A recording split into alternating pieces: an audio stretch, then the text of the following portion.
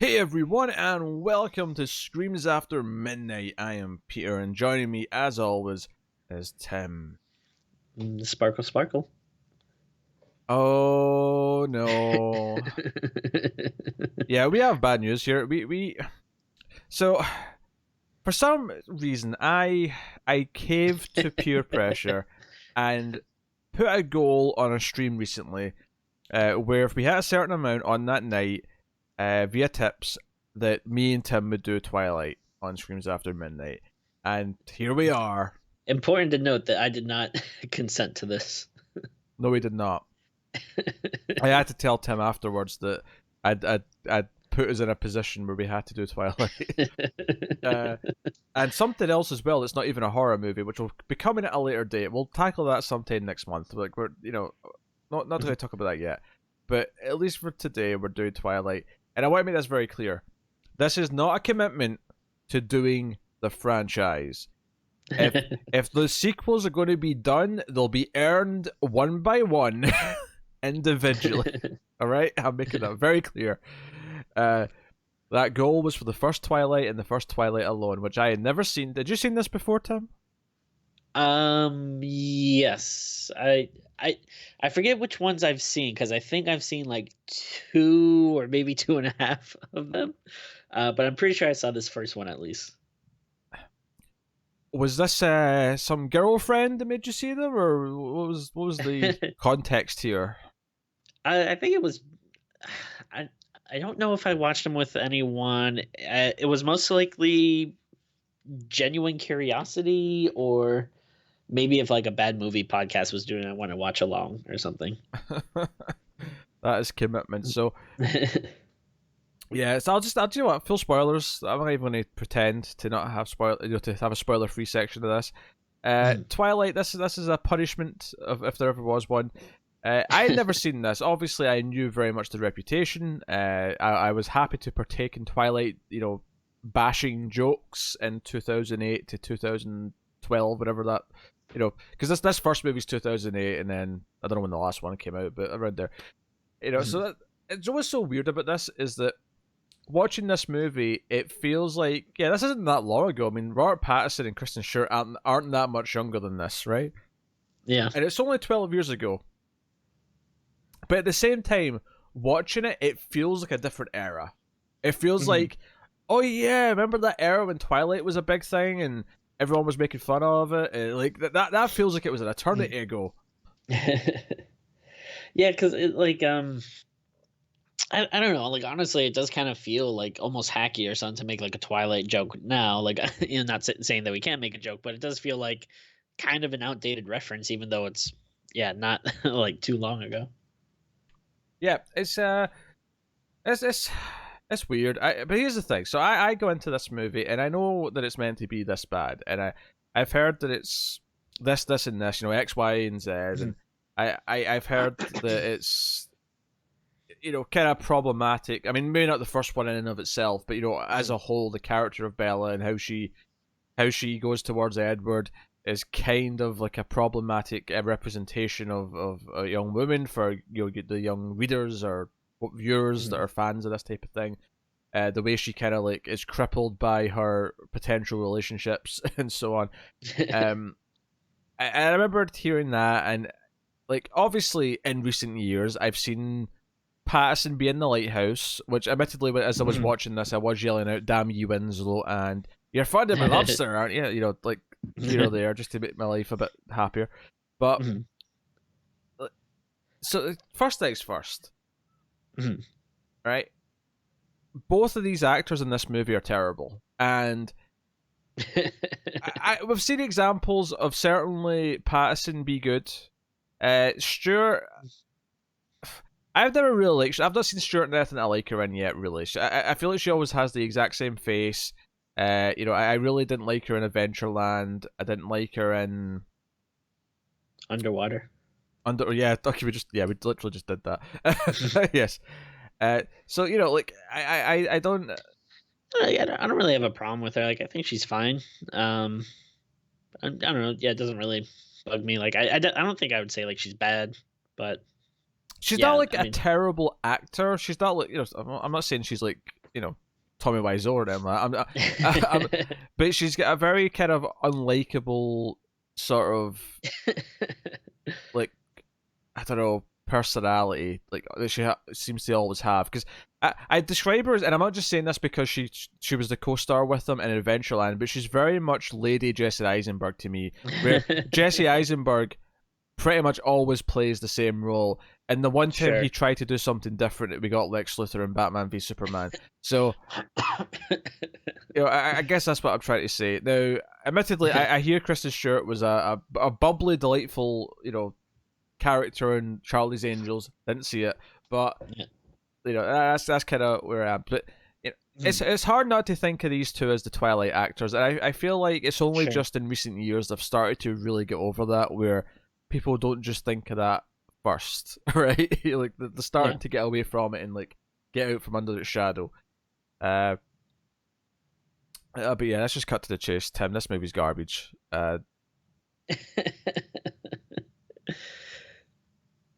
Nah, no thoughts. It's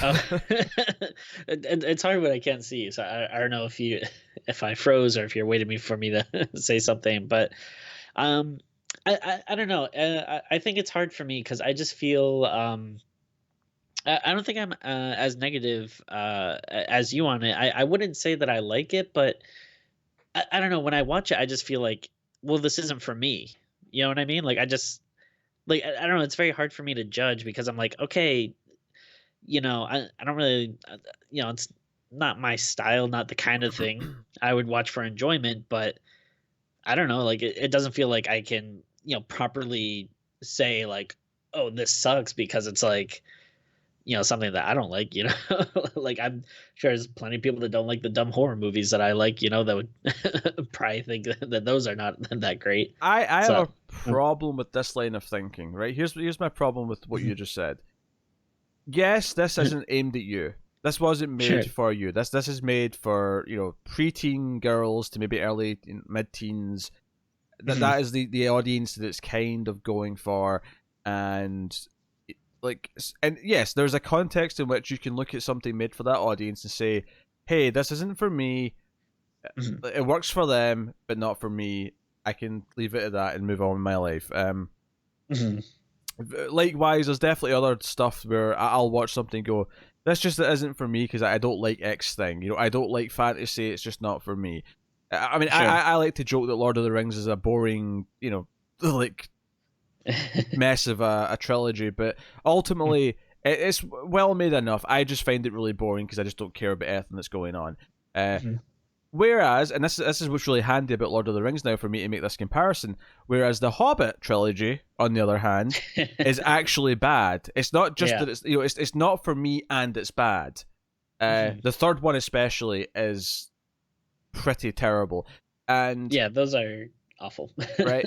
So, the reason why I'm saying this is because I think that you can have this be a well-written, well-directed, well-acted piece of media that's not for me. I can still sit and look at something and say objectively that, okay, it functions on these levels, it has a personality, it's doing these things. When I watch this movie, like, I'm sitting going, why is this acting this bad? Why is this romance is unbelievable? Why is there a lack of chemistry between these two?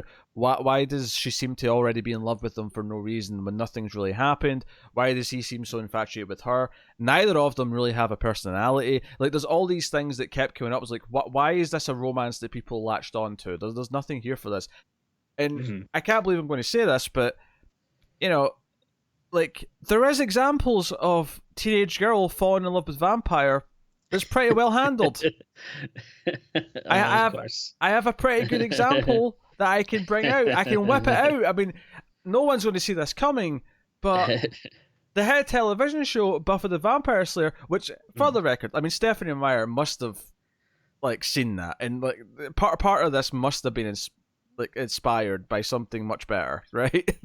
Yeah, that has to be a thing. Not that obviously vampire romance has always been a thing and so on, but I think it's Edward's hair. It really makes me go, yeah. I feel like there was some angel inspiration in what they were doing with this.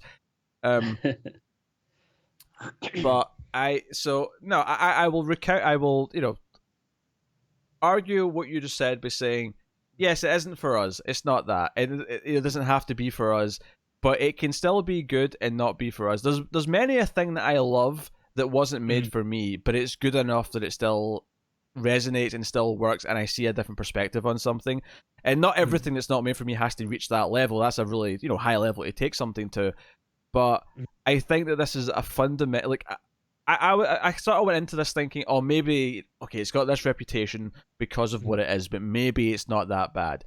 There is a scene in this movie that is the basketball scene from Catwoman levels of bad. There's a scene where you can just cut out that one scene and say, look at how terrible this is. And it's laughable. It is laughably bad. There is a scene, I'm talking, what is it with sports? It's always a sports scene in a movie, but the baseball scene in this movie is... That's very dumb. Yeah, I'll agree with that. Something else. On you go. Well, no, I think I don't know. Maybe like the way I kind of think of it is, or at least maybe one of the big things that kind of came to my mind is when you think about like the imitators, and like obviously the big one we did was the Howling, was it New Moon or Reborn? Yeah, Howling Reborn, yeah. Because I feel like that like is such a bad movie, and I don't know, maybe if I'm comparing it to that or something, it's like, well, I mean, this is much better made than that. I don't know if I'd say much. Like, I don't know. I don't know. I mean, I think I kind of disagree with some of his stuff. Like, I don't know. Like, I never really had a problem with the acting or anything. Oh, in come this. on! Like, the first time, like when she walks into that classroom and he's sitting there at the chemistry classroom, right, in the microscope, and she sits down next to him, he starts like sort of like, like writhing in pain, like he's holding in a big fart. It was laughable. I started laughing immediately. I didn't know how I was supposed to take it seriously. I don't know. he sits. He's like, and he's like, what is this? Are you holding in a shit? What? Something about Kristen Stewart makes you want to take a shit right there? Are you into scat? Is that what this is? Like, hey Bella, I really love you. Can I take a shit in your chest? Because I'm really into it. Like, I was trying not to like bite her because he's a vampire. He wants to feed on her. Yes, I eventually learned that's what they were going for, but that was not the first thing that popped out in my head based on that performance. But I mean, I think it's probably kind of what you're supposed to, take from it, because she's like confused as well. She's like, "Hey, do I smell or something?" Like, she kind of smells herself. Like, so I don't know. Probably is like supposed to be like a little silly or something. I'm saying that the performance could maybe use a little subtlety. Is that all I'm saying? A little subtlety, and I'm not saying it has to be something that you really have to hunt for to notice, but just something that isn't this animated like. I thing know, that like, did. I mean, I think my thing is like I mean, don't get me wrong. Like, I don't want to defend this. You're defending it. You're defending it right now. You have been far more defensive in the last 5 minutes than I was anticipating coming out of this review. So you better explain yourself right now. I don't know. I just think it's kind of like whatever. Like it's not like, I don't think it's like good, but I don't know. I don't think it's like the worst thing in the world. Like, again, I kind of just watch it. I'm just like, all right, whatever. What about the visual effect of him running at super speed, where he's just perfectly like level the entire time, so it looks really fake? He's got like, he does this like sort of super fast piggyback ride up the mountainside at one point. And he's just kind of like, right, it's like it's like a green screen behind him, and he's just pretending to run as like the background's whooshing past. It reminded me of like something you get in like a 50s TV show. It like no, I feel like that's like what every like shitty like superhero movie looks like. I don't think it's like any worse than any other crap CGI we get. No. The visual effects in this were worse. I can't believe. Hold on a second. What about the main villain? The main villain, blonde ponytail man. Like he is one of the worst actors like I have seen recently in a major motion picture, right? And a proper big budget movie that got released by a studio in theaters. He is terrible. And what is with all the Dutch angles, right? All the Dutch angles in this movie try to like show that something's slick or whatever. Don't you know, like, like young tween girls love Dutch angles? Oh, do they? If I go find a 13-year-old, I'm like, hey, what's your favourite type of shot in a movie? Little Susie is going to be like, well, I really like Dutch angles because they're so pretty and like awesome and yeah, like all my Instagram shots are all Dutch angles. My Snapchat, my Tumblr. Does anyone use Tumblr anymore? I don't know. Does the 13-year-olds even know what Tumblr is? I feel like people who use Tumblr are people who like they started using it when they were that age, but that was like 10 years ago. So now it's a bunch of weird like 20-somethings who like to get really weird with the fan fiction that are on Tumblr. Yeah. Oh my god. The only character in this movie that is remotely sympathetic is Bella's dad, because he's actually trying to be a father. He's this estranged father. She's moved back to this town of Forks, Washington. Was it Washington? I think it was Washington. Yeah. It was definitely that neighborhood of the country, because the whole joke is that it was raining a lot, and that's why the vampires come here. Because in this world, in the Twilight universe, the clouds are actually enough shielding from the sun, so they like to hang out in the northwest. Well, I mean, the two things that I do think are like legitimately dumb that I don't like, that I'm not going to like the only two that I'm not gonna not gonna really make an excuse for or something, though, is like, yeah, I do agree the baseball scene is very dumb. I don't like that, and then the whole sparkling sun thing is stupid. Oh yeah, we haven't even got to the sparkling yet, have we? Yeah. The sparkling. Oh dear, this was embarrassing. Like watching this, and like the amount of money this made and the amount of like fan base that it has, I was embarrassed watching this that people actually like are invested in it. Jacob, who's a bigger role in the later movie, because I know he's Werewolf Boy. He in this one he's basically just like a minor character, and his acting's already pretty bad. Like if we do actually have to end up watching the rest, and we probably will, because no doubt like they're going to be goals at some point on streams, but like I'm not looking forward to watching him have to act in more scenes. Like I'm really not. I like, even just the whole idea of like the family of vampires who like, and the head one is Maxwell Lord from Supergirl with a really bad blonde platinum hair, which now I think about it, vampire with platinum hair slicked back, what does that sound like? Although character wise, not like Spike at all, because he's a doctor who, when people can't be saved, offers them vampirism instead. Hell yeah! It gives them the old vampire. Every fight in this, every time a vampire lunges or does something like quicker speeds than a human, it was laughably bad. I was cackling with laughter at the effects in this. Really, really poor choices. And I tell you this, I wasn't expecting so much of this first movie to be her being like discovering that he's a vampire, because the first half of this movie is like her just noticing little things and being like, "That's weird. Why won't you tell me how he?" I mean, I'm like, but at the same time, she also like doesn't really seem to process the fact that he stops a van from hitting her like he's Superman by like actually leaving a dent in the van where his hand was. Like, oh. She starts getting suspicious. Suspicious, yes. I'm suspicious something weird's about him because he stopped a van with his bare hand.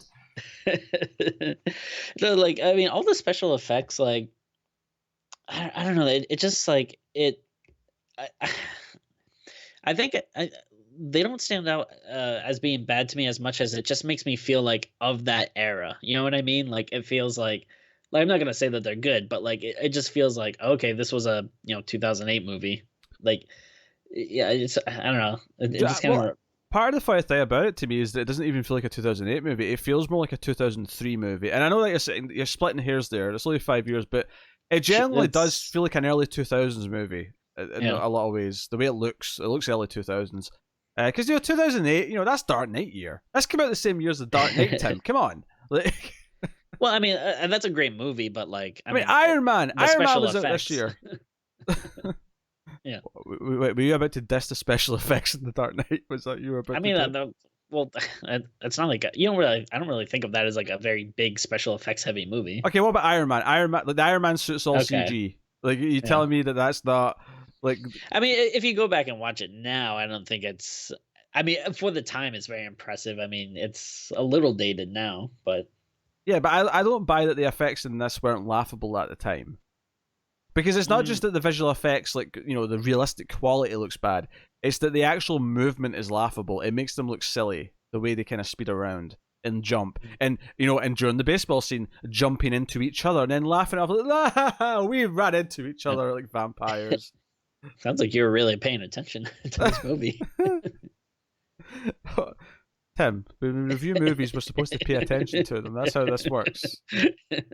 What were you? What Yeah, were you doing? You doing your taxis or something when you were sitting with Twilight on? Perfect time for me to do my jigsaw puzzle. Hey, I've been working on a puzzle for the last like 3 or 4 weeks. Tim, it's only 100 pieces. Why is it taking you this long? Tiny pieces. I don't know. I mean, I'm glad you didn't like it because I think people wanted to want us to shit on it, and I don't know. I just don't know if I have it in me. I don't want to be in this negative part of my life anymore. Like, just if people like stuff, you can like it. Whatever. I don't care. That's the thing, though. Like, everything I'm saying about this movie, I am basing purely on the movie it's on. I'm not talking about, I mean, from what I've heard, the writing in the books is not, good. I never sampled any Twilight reading, but I did actually once in a bookstore. Because if people don't know this, 50 Shades of Grey started off as a Twilight fan fiction before it was written into what it was, and once in a bookstore, I picked up a copy of it and just like flipped to the start of a random chapter and just read like a paragraph, and like that one paragraph made me kind of like snicker because like the English was just so bad and like contrived, and like I was like, okay, this, like, even just from one random paragraph, that this was tedious to read. I don't know if Twilight's on that same level. I don't know if it's the same kind of level of garbage, but I mean, I don't I don't want to watch 50 Shades of Grey, but I am kind of fascinated by that aspect that it started out as fan fiction because from the little that I know about it, it's like, wait, how does that become that? You know what I mean? Like, like how does a fan fiction I about mean, a werewolf like vampire well, I think love triangle? if you know the werewolf, I can definitely see how Bella and Edward kind of, because Bella's whole thing is that she immediately wants to be a vampire to be with him forever, right? She immediately wants to submit to his way of doing things. I can kind of see how that translates to like S&M and like some I guess. dominating. I feel like the other problem is that it clearly rips off a movie called Secretary starring Maggie Gyllenhaal and James Spader from Oh, sure. 2002 Yeah. or 2003. One of those Yeah, years. that movie I've seen. Yeah. That movie's great, but Yeah. I rewatched that like probably a good like 8 years ago now or something like that. But it was after 50 Shades became a thing, and I was shocked when I watched it again that the character's name, James Spader's name in that movie, is Mr. Grey. And I jeez. nearly spat out my drink, and I was like, "Holy shit!" That I don't remember her name, but whoever wrote that book, like, they've got a lot to answer for, quite frankly. Yes, and I mean it's kind of a horror movie, and I'm horrified to watch it. In that sense, I'll disagree with that. I don't think. Well, I mean, sure, it's horrifying to watch it, but I feel like this you can at least kind of oh, it's got vampires and werewolves, so we can so we can make a case for it. Yeah. 50 Shades of Grey, which was the other movie, unfortunately, that we have to do because of that goal. I'm sorry, Tim. I'm not even joking here. I'm genuinely sorry. Maybe I'll retitle the show to, I don't know, 50 Shades of Midnight or something.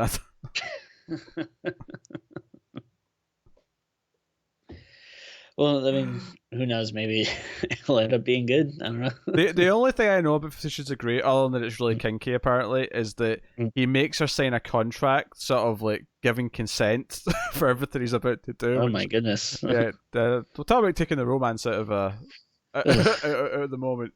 Here, sign a Oh boy. contract. Sign a prenup for the sex we're about to have.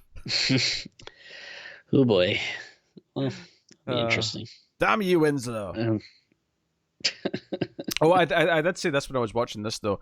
I said that if they remake this and do the exact same thing, but recast Bella with Willem Dafoe, then I'll totally watch it again. I'll 10 out of 10. Sure. Like I'll be into it. Yeah.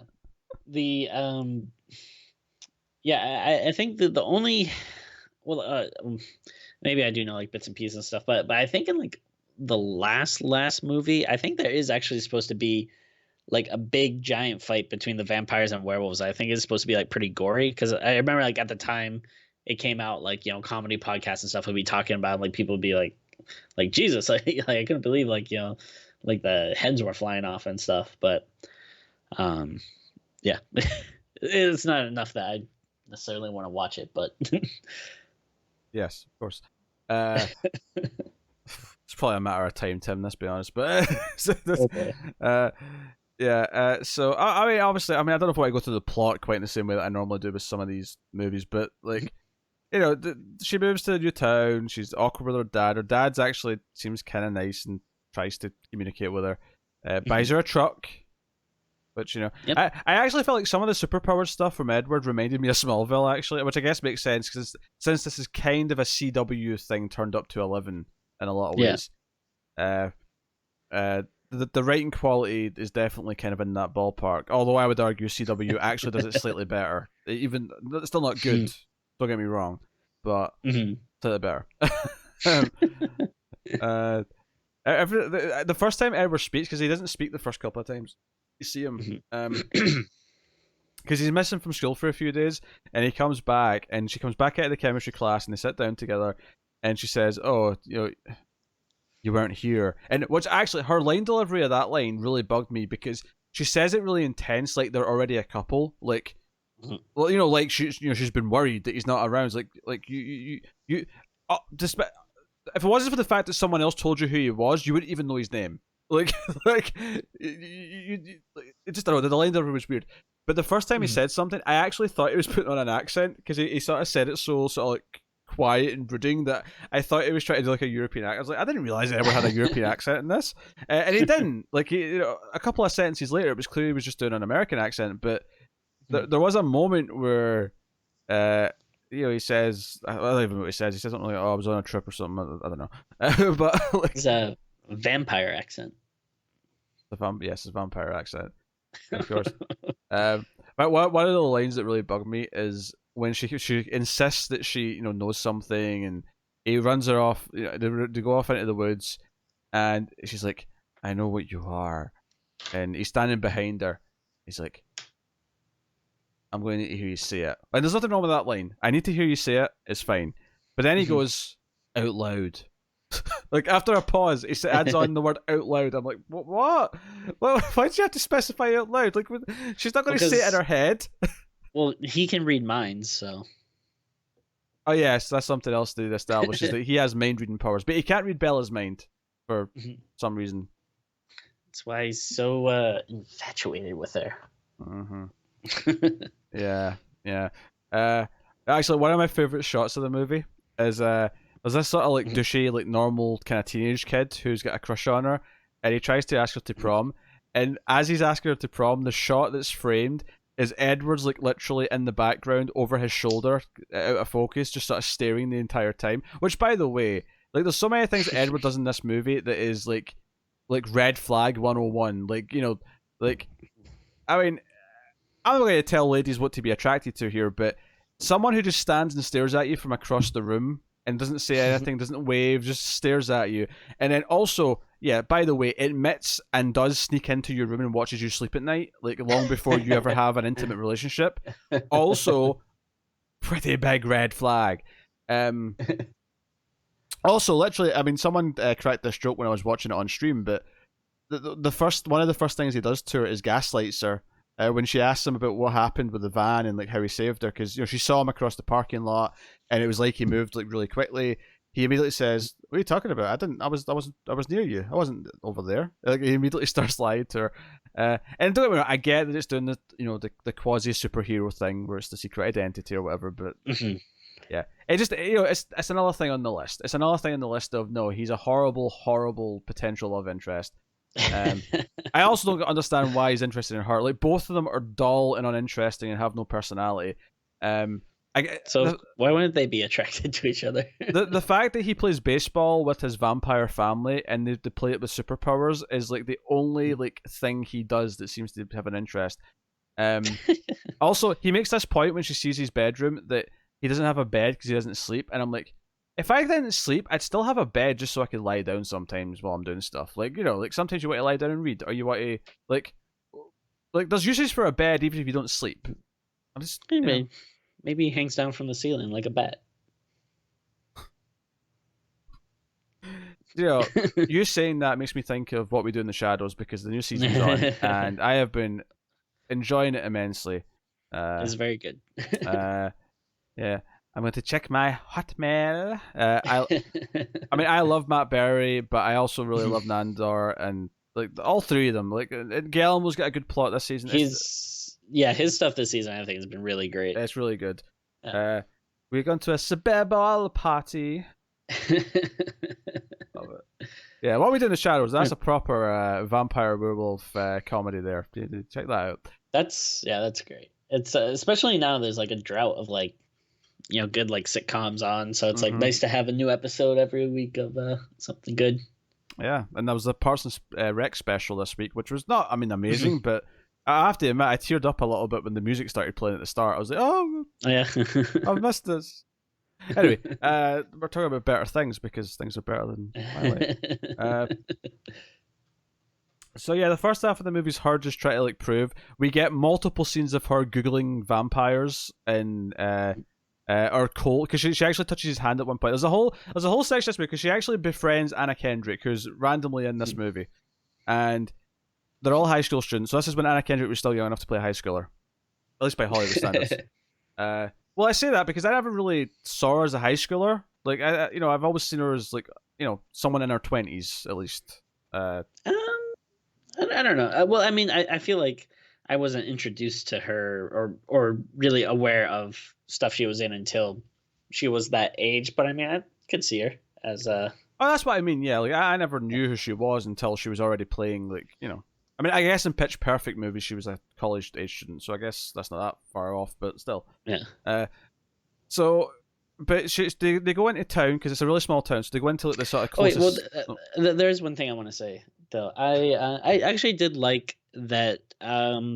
For the most part, like this group of friends is like pretty nice. Like it doesn't do the thing where she's like the new kid in class and like everyone's like mean to her and calling her a freak because she's likes art and stuff. Like I like these seem like pretty positive friends. Sure, except for that one douchebag who they come in from the rain and he wrings like his jacket over her head to get the water on her and says, "How you enjoying the rain, Arizona?" Because she's from Arizona, where traditionally it doesn't rain that much. So that was a particularly douchey move. But anyway, so they go out to the not this, I think it's the city, but they go out to like the nearest bigger town to go dress shopping for the prom, and did you say hell yeah? What? Hell yeah. What's wrong with you? And Bella is kind of weird. She wants to go to this antique bookstore or something. Like, that's her one interest. She likes books, apparently. And nothing wrong with that. But the movie does this really weird thing where the second she's on her own, she's like, she's susceptible to all these men who are walking around. And a group of like 4 or 5 guys try to like trap her, and it's pointing in a very dark direction. And then apparently, skilled in the Fast and Furious school of driving, Edward comes skidding into the scene in his little car and comes out and like makes some eye contact with these guys, and they get scared and leave. But they end up touching hands. Is this before or after their weird dinner date where he doesn't have anything, and she just kind of like tells him about herself, and vice versa or whatever. Mhm. But so that's happening, and then eventually she, accuses him of being a vampire because he's cold. He's cold and misses the sunny days at school. And he also mentioned that he wanted to suck those guys' blood. Well, did he actually say that? He said, "Don't let me go back and kill them because I really want to kill them," or something like that. Maybe that's what it was. Yeah, I don't think it was specifically, "I want to suck their blood." Oh dear. But during this, there's like sort of subplot to introduce the villains where there's like people being murdered throughout town, including the friend of the dad. Because the dad, we didn't mention the dad's like the sheriff of the town, Bella's dad. But his friend comes up to talk to her like on her first day back in town, or first day there. And the guy's like, I was Santa when you were 4. You sat in my lap, and I'm like, dude, bit creepy, to open with that with the teenage girl. But that introduces the villains who are actually killing people because Edward's family don't kill people.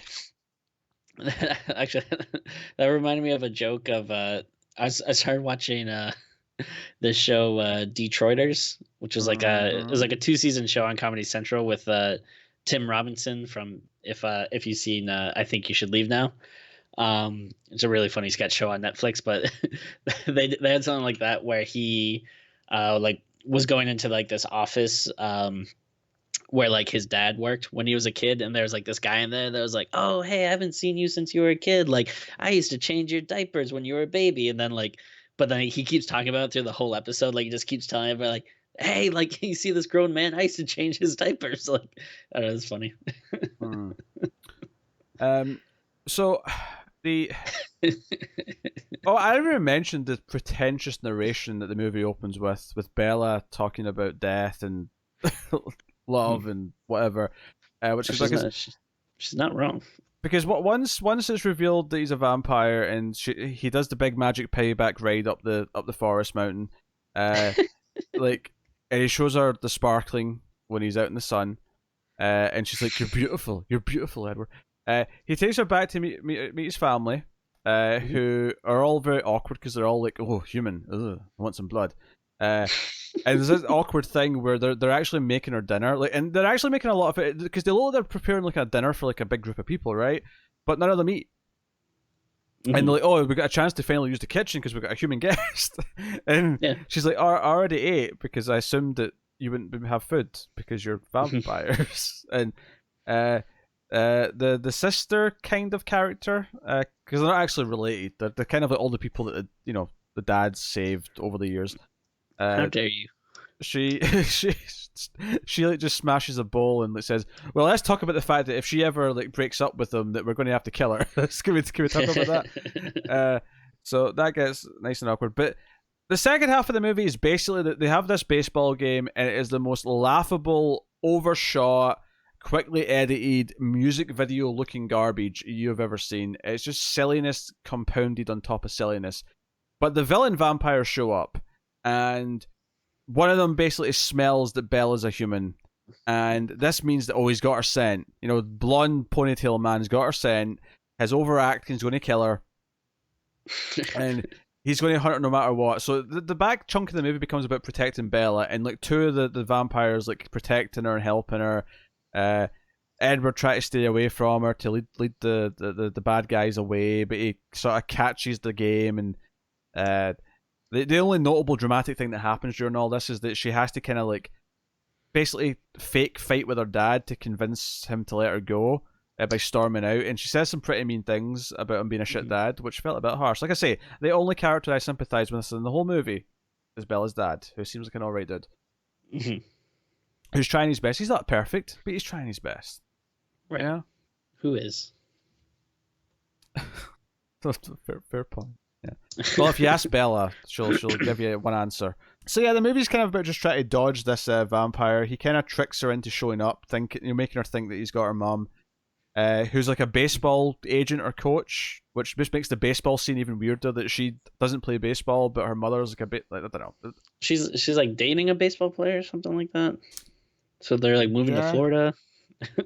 Yes, there was some convoluted baseball stuff. Yeah, I don't know.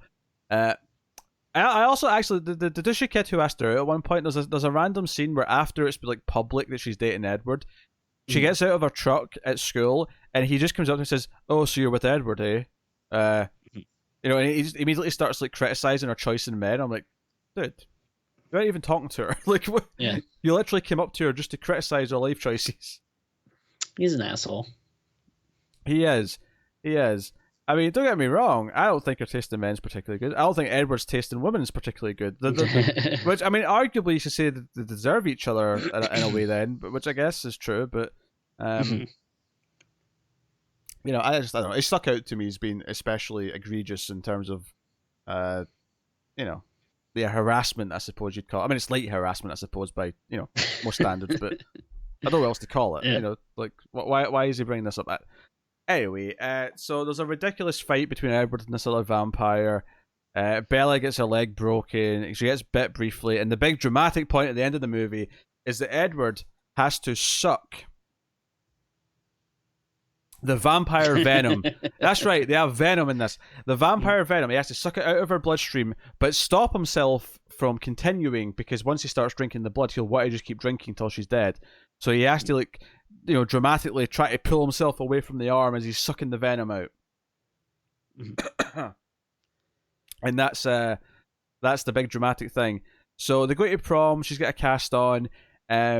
They basically lie and say she fell down some stairs, which is again very abusive boyfriend. Again, red flag. If I was her father, I'd be, And to be fair, he does try to give her pepper spray multiple times. Doesn't work in the vampires, unfortunately, but he tries his best.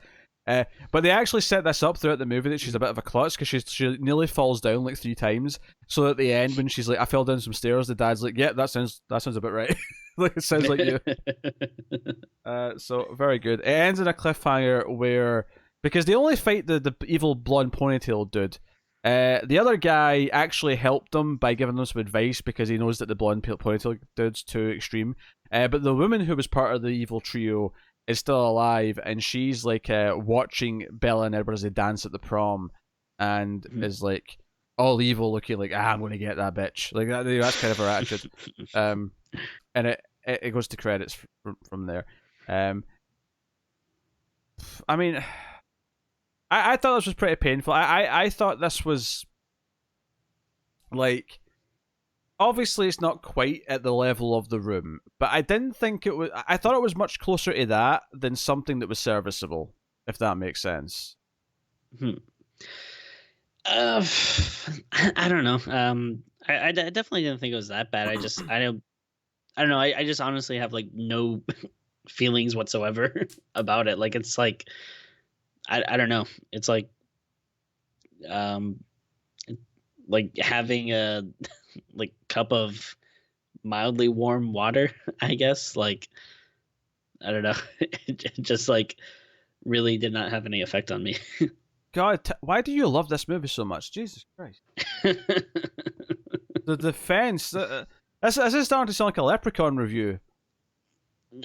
No, because those movies are actually good. Like I can talk about how I love these movies. This was just like I don't know. I think it's like hard to describe. It's also like it's nothing. I don't know. But I don't know. Like I don't know. Like I don't know. I do know like people that like this. I think again, it's like I don't know. If you like it, it's fine. Yeah, it's just not my particular taste. I feel like you keep putting in this qualifier of it's okay if people like it. Like you don't make a point of saying that with other movies that we agree are bad. It's like you're worried of being branded like I don't know someone who makes fun of people who like Twilight. Well, I don't know. I just think it is kind of hacky to make fun of this thing because I think it is like a go-to that a lot of people use for like stupid things, and I think like especially it is like I mean it is something. I agree that it, like making fun of Twilight and just randomly is kind of a just a kind of an easy lazy thing to do. However, in the context of reviewing the movie, I think I will tear it to shreds for however I see fit. And honestly, watching it, like I'm amazed that Like Mhm. it's it's kind of like the Star Wars prequels where I'm like, man, why were these still making money? Why did people still go and see these? I mean, I suppose the difference here is that the fan base who liked Twilight did like those movies, so where Star Wars, like Star Wars fans, for the most part, weren't liking those movies. Mm. Although I've seen some people argue that people have seen the light on them now, like the sequel trilogies made them appreciate the prequels, and I'm like, no, they still suck. Like, what? They're not all of a sudden better. They still suck. Just I think with the, I mean, we don't need to turn this into a Star Wars thing. I do think that the prequels at least like have more interesting stuff about them, or at least a couple of them might have like some interesting set pieces versus the sequel trilogy, which I think is kind of just very like a lot of generic dumb Hollywood stuff. But that's just me. That's that's a whole other can of worms, so that's tough to go into. I get what you're saying. There's at least some ideas in the prequel trilogy. The problem is the execution is terrible. Yeah. Sequel trilogy, typically better made, but ultimately the concepts are just either repeating previous Star Wars movies or just doing generic stuff. Like, I get it, but no. Yeah. My point was not to compare it to the sequel trilogy. My point was just that no, they're not better all of a sudden. They still suck. Anyway, I don't know. This is. I just think this is like really weird. Like I don't know. Like this is why like though I don't want to review like dramas or rom-coms or something, because like I don't really feel like I have much to say if it's something that I'm not like really feeling. Like I don't know. You can like recognize when character drama's not working. You can recognize when romance feels forced and it's just kind of there because it's a romance movie. It's not because they've actually built up the two characters to have I mean, would it be so much to ask to cast two actors that had chemistry? I mean, Robert Pattinson's been pretty like open about the fact that he always thought Twilight was terrible. Like there's lots of clips of him in interviews clearly like, yeah, he did that for exposure, maybe the money, whatever, but like it was a job and it wasn't something he was passionate about, and he's kind of like openly mocked it like since.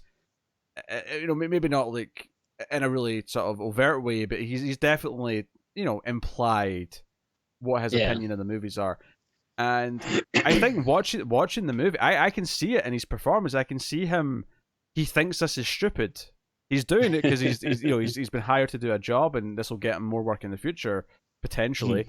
But it does feel like sure you got a shitload of money. Like maybe not for the first one because maybe it wasn't. They didn't know if it was going to be big, but I bet he got paid on those sequels. I don't know because they usually make like a multi-picture deal. Maybe they only tend to get a big pay rise when their contract expires and they still want to make more, so they get to renegotiate and get like a bigger deal. That's how Robert Downey Jr. ended up making a shit ton of money after the first few movies because like his original deal ended, so it's like, okay, you want me to come back for Avengers 2, 3, and Civil War, then you're going to be paying me through the nose. And they did, because at that point he's got the power to do that. I don't know if anyone in this movie got paid that much, and in terms of Hollywood levels. Like obviously, I'm sure it was a decent amount for a normal person's salary. But, well, I wonder. I don't know what I guess the books must have been pretty big at this time because I guess that's why they would have made the movie, obviously. But I don't know. Maybe, hopefully, they got something. Yeah, I mean, I don't know. Did they earn it really? Like, when I watched this movie, Pattinson especially, and I'm not even necessarily. I mean, I guess in a way this is me critiquing because, like, maybe if he gave it his all or something, because it's not even like it's a funny performance. I mean, I was laughing occasionally, but it's definitely a performance that doesn't care, and it's just try to like. He feels like a teenager who's like pretending to be a thing, right, as opposed to actually being the thing. And it'd be one thing if he was doing like a wacky, over the top performance because he just didn't care and he thought, I'm going to have some stupid fun with this. Like if he's doing like Nick Cage and Vampire's Kiss or something. Yeah, like if he was doing like something like that, yeah, like he was doing his Nick Cage version of this. But he's not even doing that. He's just clearly doesn't give a shit about what he's doing. He's going through the motions, and I think that really comes across. And while I was laughing occasionally because if you don't laugh you'll cry, uh, it wasn't fun bad though. This wasn't like like The Room. I mean, again, I'm not saying it's quite on that level, but there's definitely moments and scenes that are not far. I mean, that baseball scene is definitely in The Room levels. It's got more visual effects than The Room has, obviously, but like I definitely think that scene feels like it belongs in something like that in terms of quality. As does that basketball scene from Catwoman. I've never seen Catwoman, by the way. I've seen that scene. Just FYI. I don't know. I think I kind of disagree with that because I feel like with something like The Room, what I think is interesting about that is that they are doing something that's like, this feels like an alien wrote it because this isn't how people like talk or act or whatever. I think the baseball scene is dumb, but like, hold on a second. On this point, I have to make something clear here. There was a great comment when I was watching this on stream with chat, right?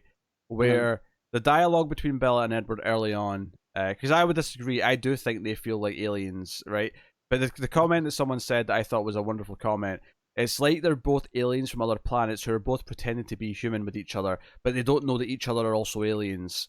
So they're both pretending to be human and struggling to hold conversations with each other. That's what it felt like to me in the first half of the movie. Maybe. I guess. I don't know. I never really got that. They just seemed like moody teenagers to me. But whatever. I can't believe that Tim's favorite movie is Twilight. This is shocking me. This is what it feels like, though. I can't believe how. I mean, a positive might be a harsh word here, but like, yeah, this is laughably bad. Like, I think, making fun of Twilight in the pop culture sense definitely did get too much and became too much of a thing. But I think the raw quality of the movie kind of earned like any criticisms it ever got, pretty much. It's not good. It is straight up trashy nonsense, and I guess like not that you can't have trashy nonsense of this kind. Like you can, but there's definitely trash of all types. There's definitely trash that we watch. Some trash we even like, but I do think the execution of this story, like I find it hard to find any qualities that are good in this movie, and it's at times just laughably embarrassingly bad. And yeah, I mean, it's something like vampires and werewolves. So those are concepts that inherently we're into because they're horror concepts. Right. And they've both been used in many bad ways by a lot of movies and TV and stuff. And the trashy romance angle on the vampires is definitely one that comes up over and over again. And I guess Twilight was kind of the height of that.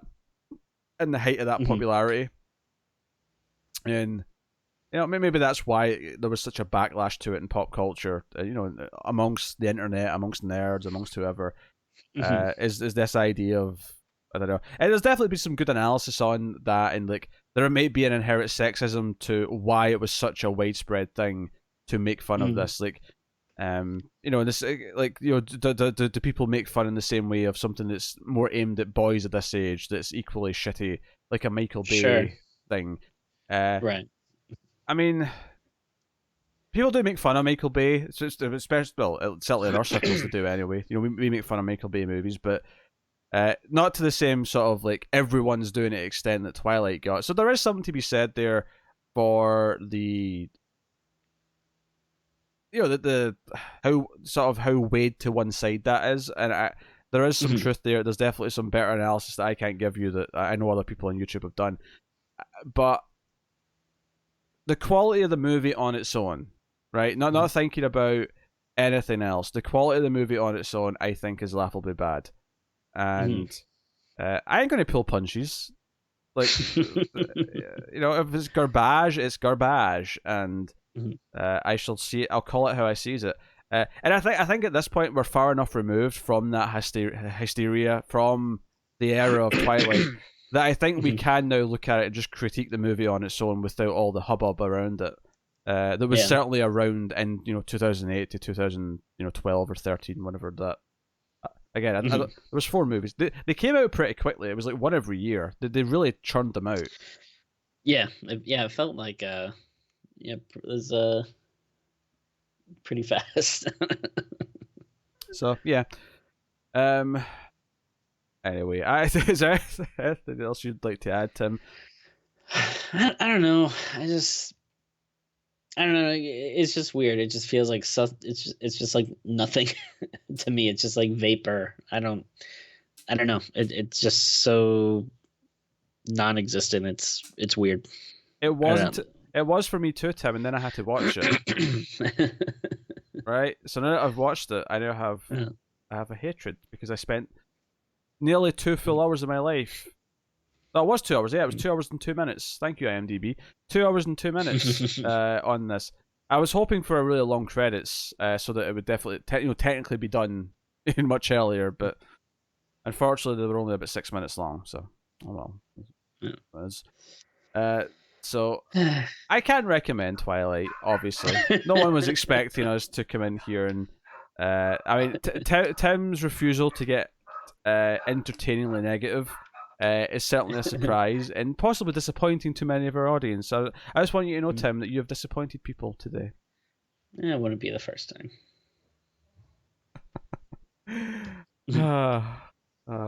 There was this sad melancholy to your voice there as you said that. Many regrets have been had, I can tell. All right, so yeah, that's pretty laughably bad. Yeah. What were you giving it, Tim? What are you rating Twilight? Jeez, I don't even know. Like, I wish I could just like give it an A because I just like have no strong feelings whatsoever. But I don't know. I guess like a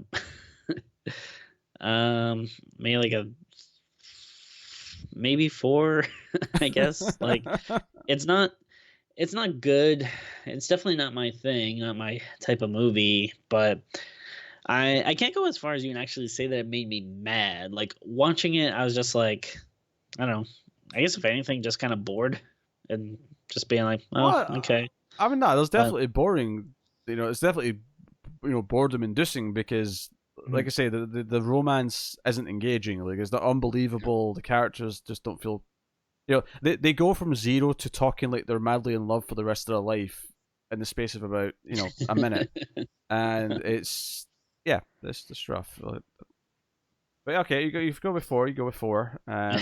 I'll respect it.